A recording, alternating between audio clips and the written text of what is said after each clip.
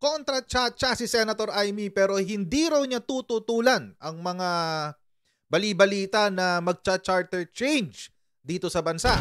Yan ang kanyang sinabi, mga kotsero, nitong nakaraan lang. Pero ngayon lang binalita to ni Politico, no? Kanina lang niya pinalita. Medyo weird kasi nung weekend to niya sinabi eh. Ito kasing ganap, mga kotsero. Ito yung sinabi niya.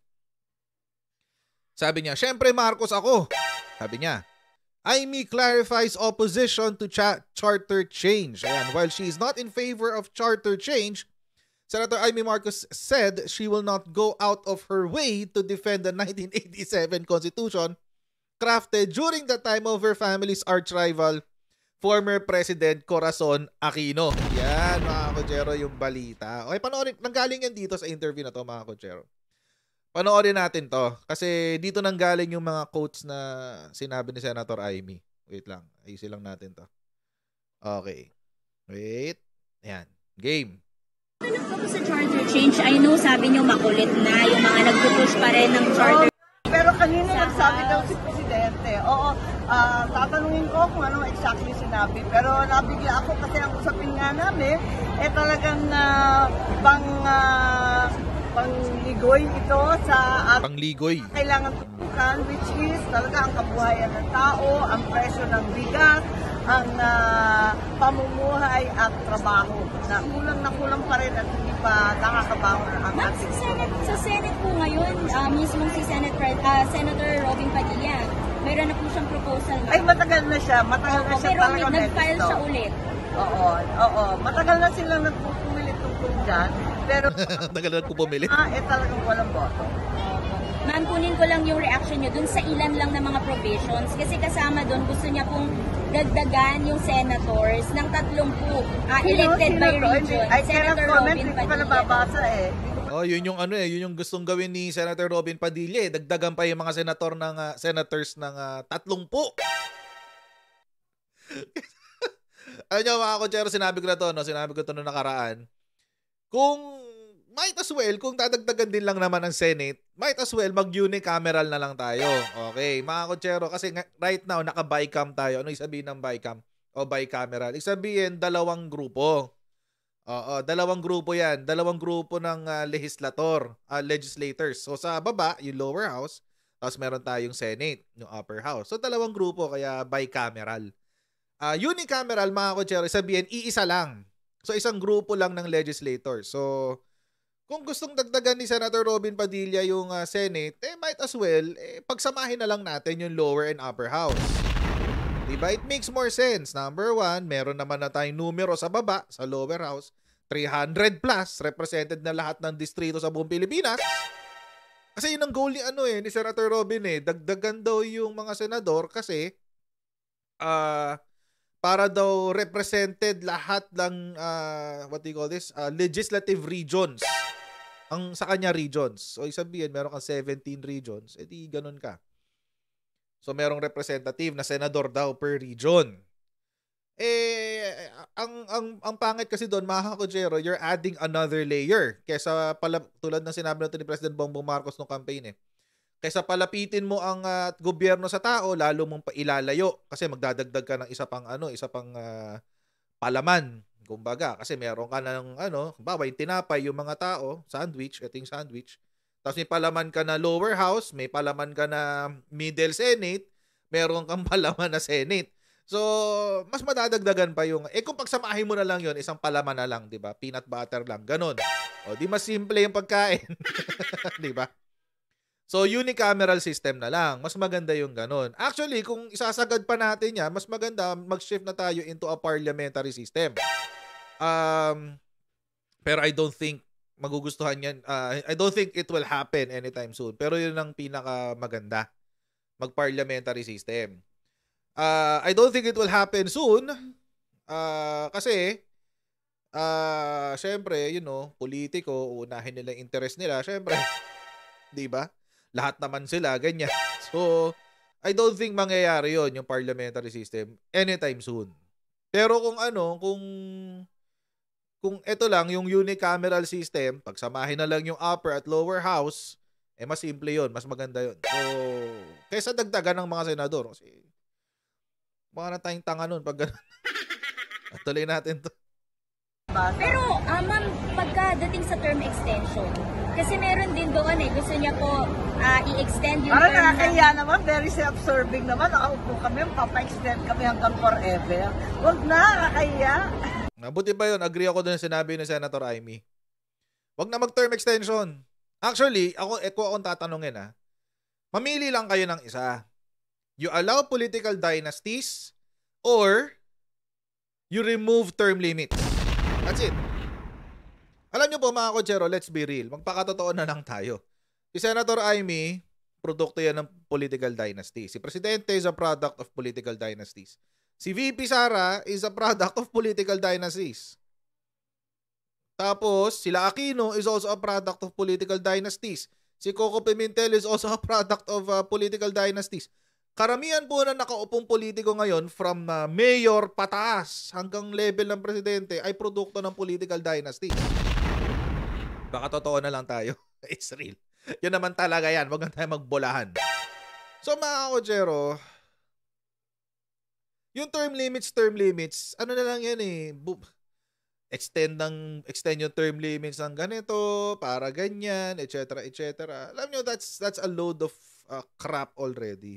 BS na lang yan, mga kotsero. That's a load of BS. Mamili sila. Mamili na lang itong mga nagsusulong ng tsa-tsa. Para mas simple, either we completely ban political dynasties, completely ban it. Kapag ikaw ay nakaupo, hindi pwedeng tumakbo ang iyong pamilya, immediate family, hanggang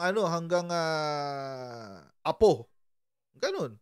Hanggang 4th generation nyo. Completely ban political dynasties. Or, remove term limits para isa lang sa pamilya nakaupo. Di ba? Para isa lang sa pamilya nakaupo. But either way, mga kotsero, you have to do, yung usapin ng term limits, that's a whole lot of crap already. Kasi alam nyo, walang middle ground yan Walang middle ground yung term limits na yan. It's either you ban political dynasties or remove term limits. Kasi ang punto kasi ng term limits ay para magkaroon daw ng bagong perspective o mga bagong tao sa loob sa politika natin, sa gobyerno natin. Wala rin naman nangyayari. Kapag, for example, ito na lang, perfect example, yung mga Villar. Naging senador yung tatay, si Manny Villar, nung umayaw na sa politika dahil natalo sa kandidato bilang presidente, pumalit yung asawa, si Cynthia Villar. Si Cynthia Villar, pa-retire na rin. O sino ngayon ang papalit? Yung anak. O tapos yung sinong nakaupo ngayon sa sa Las Piñas. Di ba yung anak din ni yung anak na babae ni Cynthia Villar parang congressman yata or something. Basta may posisyon din sa sa Las Piñas. Di ba? O party list yata, I forget. O yung mga yung mga Aguilar sa Las Piñas, speaking of Las Piñas. Bumaba yung lalaki, pumalit yung babae. Nung natapos yung term ng babae, balik yung lalaki. Di ba? Nakakatawa But anyway, kung it's either you allow political dynasties or you remove term limits. Wala nang lilimitahan nyo pa. Ganun din naman ang ending. Diyos ko, nagbobolahan na lang tayo. So para sa inyo, dead in the Senate ito? Hindi ko alam, pero sa ngayon, dead in the Senate, talagang binasura na ng Senado 2 beses itong mga BICAM resolution. Ikatlo na to. So, tignan natin. Pero sa palagay ko, ako mismo, hindi ko ipagtatanggol yung Aquino na resolution. Siyempre, Marcos ako, maraming provision dyan. Talagang sinasabi, pagkikigante, paninigurado na wala ng Marcos na uupo. May mga ganon, nakakahaka. So, manggagaling sa akin na ipagtanggol yung Constitution, parang ang labo. Pero ang totoo, hindi talaga napapanahon.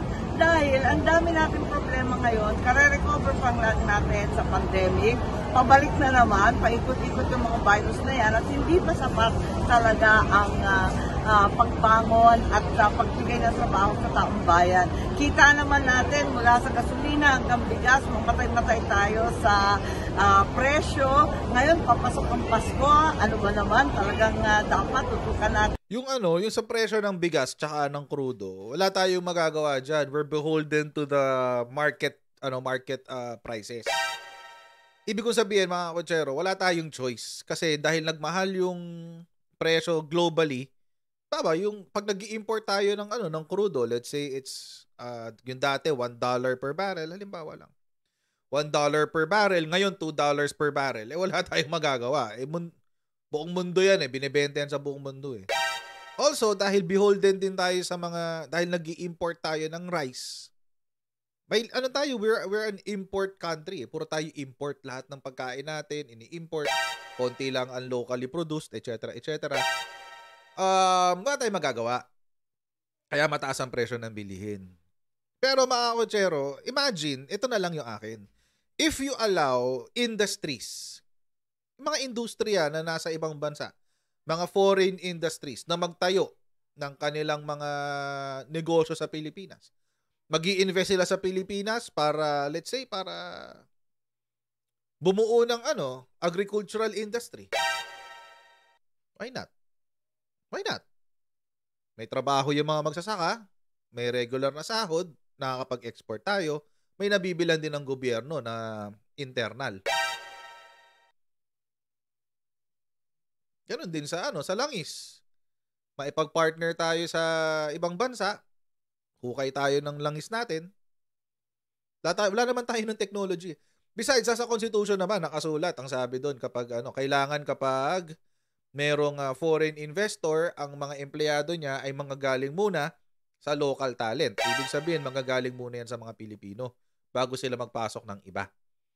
So, sa part na to, hindi ako agree kay Senator Amy. Doon sa part na kasi it's a cyclical question it's a circular question pala. Paikot-ikot lang yung sagot Pag gutom, walang trabaho. Bakit gutom ang tao? Kasi walang trabaho. Pag walang trabaho, bakit walang trabaho? Kasi walang negosyo. Bakit walang negosyo? Walang investor. So, iikot ka lang Pag walang investor, gutom ang tao. Bakit? Walang pagkain, walang trabaho, walang investor. Gutom. Walang trabaho. Walang investor. Walang diba? Paikot-ikot lang So, I think, ako, on a personal note, dito sa part na to, nag-disagree ako kay Senator Amy. Doon sa part ng gutom. Unahin yung gutom, unahin yung ganyan. Kasi, the government can only do so much. Hindi naman kaya tayong buhayin ng gobyerno. Pero dun sa part na yung Aquino Constitution, kasi obviously, itong current constitution natin, binuo po yan ng mga aktivista at mga komunista. Bakit? Kasi sila yung nanalo noong 1986. With the mind na, okay, dapat hindi makabalik sa politika ang mga Marcoses.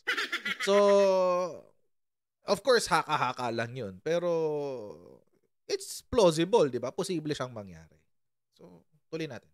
Ang hapagkainan at yung pagsasalo ng mga bawat pamilya. Pero ngayon, ang mahal-mahal, ano bang pagsasaluhan? Kumbaga ma'am, para sa inyo po sana, personally, talagang kailangang i-review ang Constitution pero hindi ito ang tamang panahon. Hindi talaga tamang panahon, yun na. At saka, nalalabuan ako dun sa sinasabi na People's Initiative. Pagkat ang intindi namin, ang proseso hindi ganyan. May kaso na sa Supreme Court, yung Santiago case, maliwanag doon na maliliit lang na pagbabago po pwede. Hindi naman po pwede na yung Kongreso mag-isa, na wala yung Senado, ay boboto. Kaya, importante suriin ang maigi, masalimuot ang usapin ng saligang batas. So, maaksayang maraming panahon, maraming budget, maraming palaisipan, masasayang at mapupunta dyan, dapat ang tutukan natin yung mga daing ng PUV modernization, ang problema ng 60 pesos kada kilo ng bigas, ang problema ng kawalang trabaho ng mga kabataan ito. Sorry mama, ano po yung sinasabi po ninyo na kailangan i-review sa Constitution sana? Kasi sabi niyo po parang medyo marami dun para Which again, I have to highlight, no, mga kutsero, since sinabi naman ni Senator Amy. Walang trabaho yung mga bata kasi walang negosyante. Kung walang negosyo, walang trabaho. Kung walang trabaho, walang pera. Kung walang pera, gutom.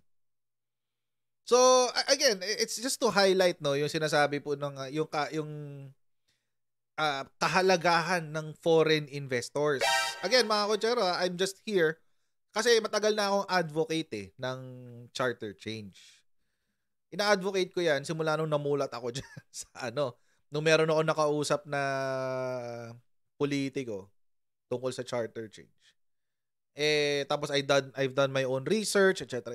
Sabi ko, time na nga palitan. Kasi nga, tulad ng sinabi ni Senator Amy, and I think she highlighted the whole thing, no?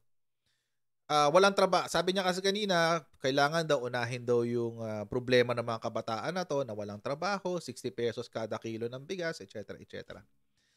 Pag may trabaho to mga bata na to at pag may trabaho tayong lahat, mga kutsero, would yung 60 pesos kada kilo ng bigas, would it matter? I don't think so. I don't think so. Kasi may pera ka eh. May pera ka eh. Ako nga, hindi ako bumibili ng murang bigas eh. Kasi kaya kong bumili ng mas mahal. Kaya kong bumili ng mas maganda at mas mahal. So, okay lang sa akin. Magtaas ang presyo ng bigas, okay lang. Pero hindi lahat ng Pilipino ganon. Bakit? Kasi nga walang trabaho dito sa Pilipinas. Kaya nga napipilitan mag-abroad, di ba? So, kung walang trabaho, gutom. Kung walang trabaho, kung walang negosyo, walang trabaho. O dito mga batang to, walang trabaho. Kung walang trabaho, walang pera. Kung walang pera, gutom. Yun po yan eh. So, alam nyo mga kutsero, as much as I support si Senator Amy,